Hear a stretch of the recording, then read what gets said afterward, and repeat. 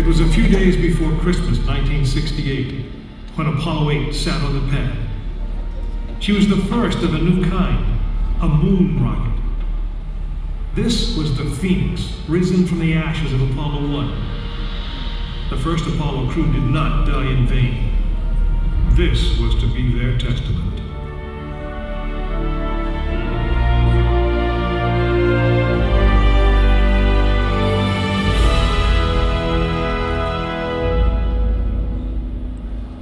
"36 stories high, she had been fully fueled throughout the night. The liquid oxygen in her tanks caused ice to form on the outside of the craft. The extreme temperature differences between the air and the sub-zero fuel caused the metal skin of the rocket to expand and contract. Everyone who was on the pad agreed. It was as though the rocket was alive, breathing, straining at the leash. Earlier in the morning, astronauts Frank Borman, Jim Lovell, and Bill Anders had made their final preparations before taking that long ride out to the waiting spacecraft. The minimum safe distance from a Saturn V at liftoff was 3 miles. The reason was simple. When fully fueled, the rocket contained the explosive power of an atomic bomb. As the clock counted down, the astronauts and all of us in launch control went through the pre-flight checks, our hands on the controls of the most powerful, most complex machine ever built. It had over 2 million separate systems, and to bring these men back alive, everything had to work perfectly. Each individual system had been tested, but what we didn't know was how they would perform when all 2 million began to work together. That moment would come when the countdown clock reached 0.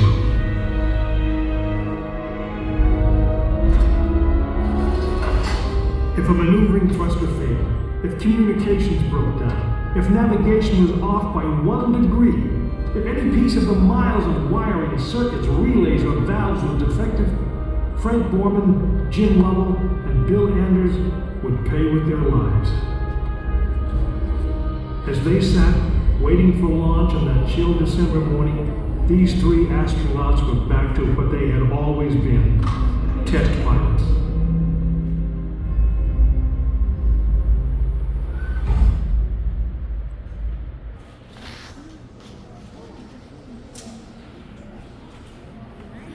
That's amazing. You are now in the final minutes before the launch of Apollo 8, right here where it actually happened.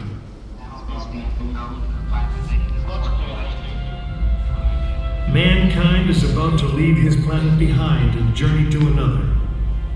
It is one of those rare moments when history is not being made, destiny is being embraced.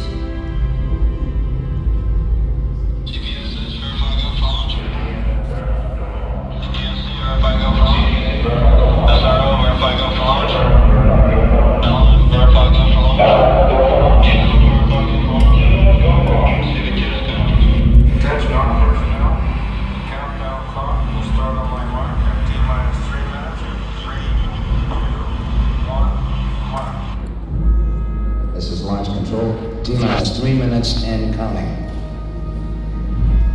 We've completed our communications checks with the Apollo 8 astronauts in the cabin, and the communications are go.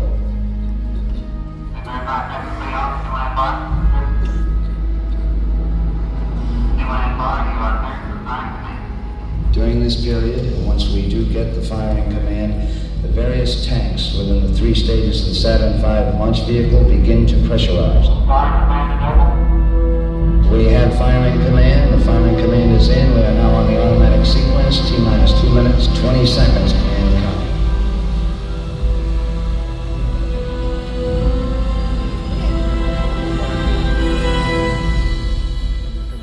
Our status board indicates that all aspects are ready. Instrument unit is ready. Spacecraft ready.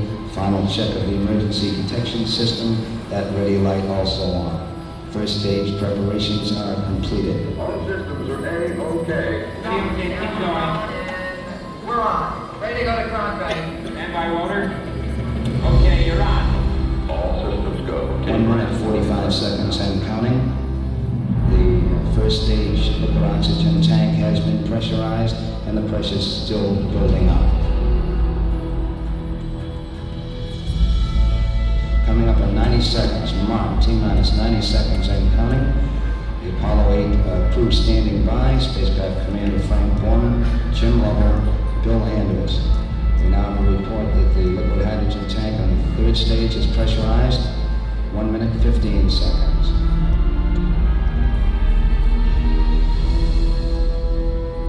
All third stage propellants pressurized at this time as we come up on the 60-second mark on the flight to the moon. T-minus 60 seconds and counting. The vehicle now is completely pressurized. We're coming up on power transfer shortly.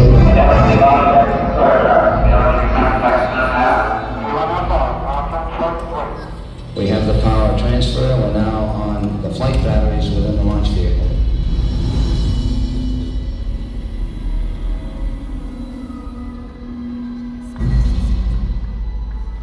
Final reports coming from Frank Borman at this time. Final look at the switch list aboard the spacecraft. 20 seconds, all aspects. We are still go at this time. T-minus 15, 14, 13, 12, 11, 10, 9. We have the ignition sequence start. The engines are on. 4, 3.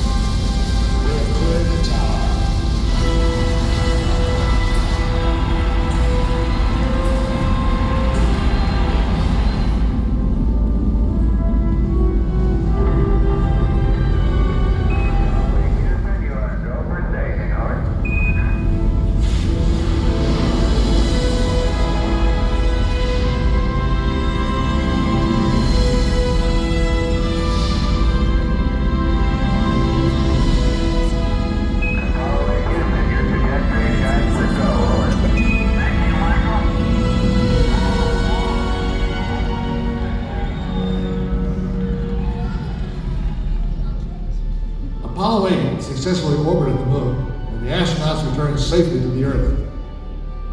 I know. I'm Jim Lovell, and I was one of the crew of this spacecraft, Apollo 8.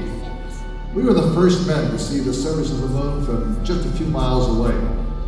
But it was the hundreds of thousands of men and women who worked in our team, and the millions of people who supported the mission that really made it possible. That way, I guess, we all went to the moon. Now, on the other side of those doors, you'll find an